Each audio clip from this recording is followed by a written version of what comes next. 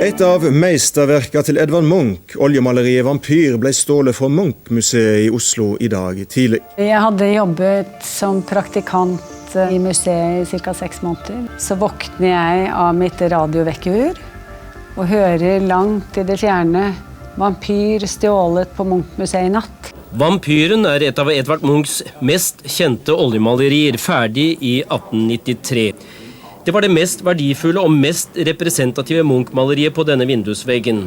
For tyvene var det bare å skyve litt på sjalusipanelet, så kunne bildet hentes ned fra veggen. En tilsynelatende, nesten utrolig glissen beskyttelse for museets store verdier. Jeg trodde jo at jeg drømte. For det var jo helt utenkelig at et maleri kunne bli stjålet fra museet. For meg så er det et sånn ikonisk bilde på lik linje som Skrik. Det er kult. Altså, det er jo fascinerende.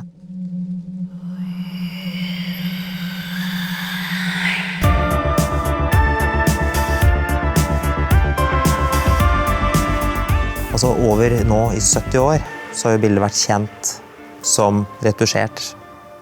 Og hvis vi da hadde valgt å ikke retusjere det, så hadde det blitt litt sånn sjokkerende for folk flest. For det er jo en veldig dårlig tilstand opprinnelig. Munch var ikke spesielt flink til å ta vare på kunsten sin. Maleriene har reist mye. De har sikkert hatt kummerlige lagringsforhold. Og samtidig så var ikke han en pertentlig mann. Det har sannsynligvis stått på et fuktig underlag. Hele bunnen av lerretet var råtnet bort. Det var også et stort hull oppe i det ene hjørnet. Og masse avskallinger. I 1957 så ble bildet da restaurert. Og da ble alt kittet og retusjert, og så ble også maleriet fernisert. 2 lag ferniss og 1 lag med voks. Og den behandlingen, den var begynt å degradere, så det var på høy tid å gjøre noe.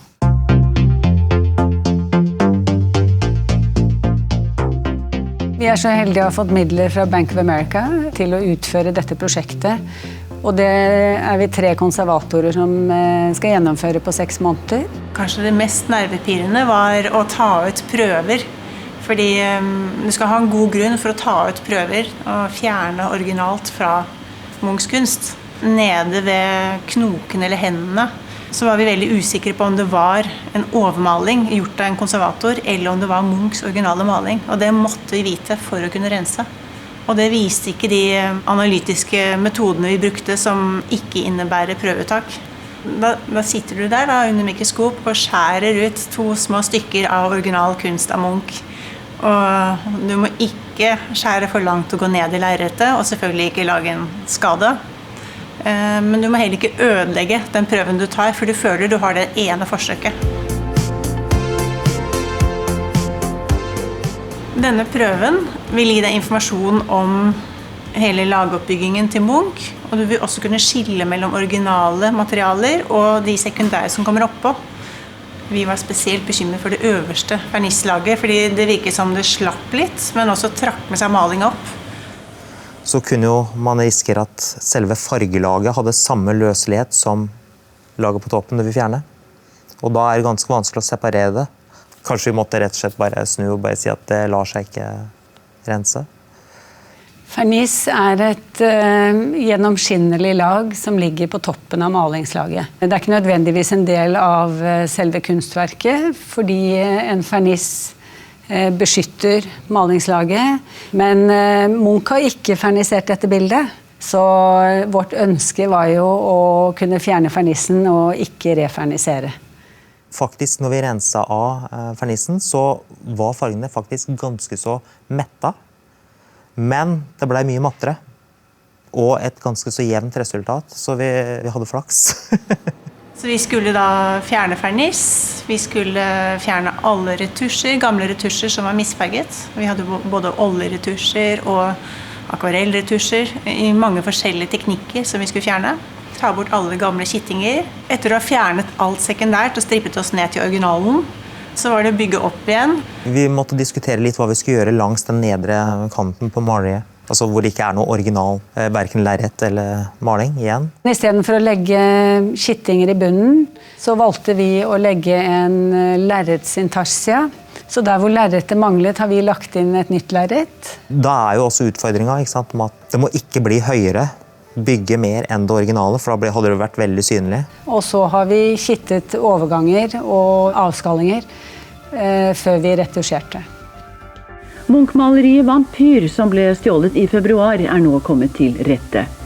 Denne riften den eneste skaden Vampyr har fått siden det ble stjålet fra Munch-museet 23. februar i år.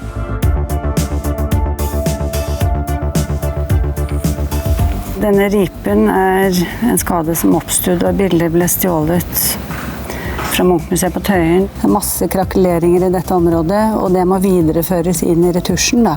For ellers vil den stå frem. Den største bekymringen var de store og omfattende retusjene, som i utgangspunktet virket veldig krevende. Vi har valgt å gå for det vi kaller en integrert retusj, en retusj som ikke skal synes. Det er alltid en fare for at når man begynner å retusjere, så ser man, oi, det synes allikevel. Så det var jo retusjene jeg først og fremst gikk og tenkte på. Men så hadde jeg en drøm om at det gikk veldig bra, og da sluttet jeg å tenke på det. Jeg vil komme dit hen nå at dette blir siste finish. Og det føles jo ganske fantastisk. Vi er jo veldig fornøyde med resultatet. Mest tilfredsstillende med det, å retusjere den der nede der. Det har vært veldig... Og også den riften der oppe. Bare se at det forsvinner. Bare sånn. Det funket. Og så er det veldig gøy at du får en stor visuell endring. Det jeg er veldig fornøyd med, da, sånn det store hele, er at vi slapp å refernisere det. Og flere steder så har den lagt på et sånn veldig tynne, sånne laserende strøk, med grønt og rødt, og også litt gult, sånn gulbrunt. Og det var rett og slett ikke mulig å se tidligere. Jeg føler at vi nå har kommet mer tilbake til det som var opprinnelig Munch. At det ikke bare sikrer noe for evigheten, men at også folk kan få en aha-opplevelse av wow, det er sånn Munch faktisk malte denne vampyren. Ja, vi er veldig lettet. Det er en stor lettelse, for man kunne jo tenke seg at bildet hadde vært ødelagt. Men det er altså ikke tilfeldig. Sent i går kveld kom tyven, 21-årige Pål Enger, med maleriet under armen og meldte seg på kriminalvakta. Hvis jeg skal spekulere hva hans motiv var for å stjele det, at han var besatt av det maleriet. Jeg synes bildet er veldig vakkert. For meg så handler det mye om trøst, ikke den vampyren. Og dessuten så har jo ikke vampyrer skygger, og det er en stor skygge bak på veggen. Jeg tror ikke hun kysser ham. Du kan se trøst og fortrolighet, og du kan se vampyren, men det er klart at titelen påvirker jo hvordan du ser det. Jeg synes jo det nå, etter at jeg ble klar over at det hadde da en tidligere titel, altså kjærlighet og smerte, så vil man jo kanskje lese det på en helt annen måte.